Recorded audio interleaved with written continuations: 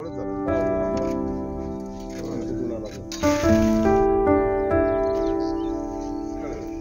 पंचनामे केले जाईल. काही ठिकाणी पशुधन गेलं असेल, पशुधनाचं नुकसान झालं असेल, त्याची नुकसान भरपाई देण्यात येईल. शेवटी आपण नुकसान भरपाई सर्व देऊ, फक्त शेतकरी बांधवाने खसून जायचं नाही, याचा मुकाबला करावा लागेल.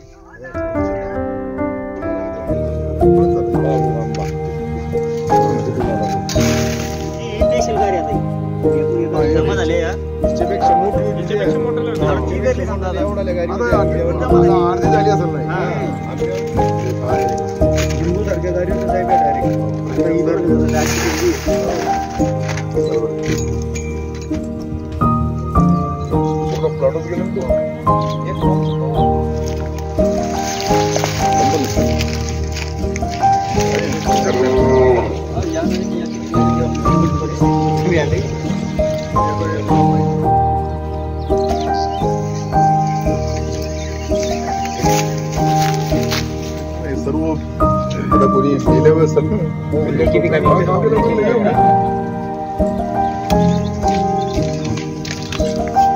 काहीच राहिलं तर म्हणजे चक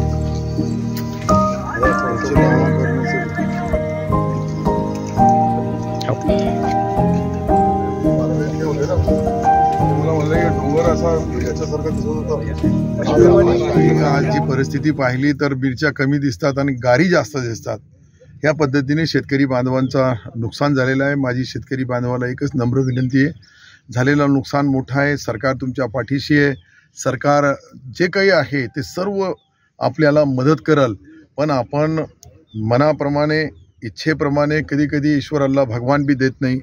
हे आसमानी संकट असं समजून याचा मुकाबला करायचा आहे आणि नुकसान झालेल्या सर्व पंचनामे होतील. कोणताही नुकसान झालेला शेतकरी पंचनाम्यापासून वंचित राहणार नाही आणि त्यांना सरकारचे जे काही नॉर्म्स आहे, नियम आहे, काही कांद्याचा रेट वेगळा आहे, कांद्यावरचा जो कांद्याचा बी आहे त्याचा वेगळा आहे. या आमच्या ज्या मिरच्या आहे, मिरच्याचा आता पहिला तोडीवर आल्या होत्या त्याचा वेगळा आहे. काही आंब्याचे नुकसान झालेले, काही ठिकाणी मी पाहिले मकाचे नुकसान आहे, काही ठिकाणी बाजरीचे नुकसान आहे. अशा अनेक पिकांचे जे नुकसान झाले त्या सर्व पिकाच्या नुकसानाचे नुकसान भरपाई पंचनामे करून सरकारकडे पाठवल्या जातील.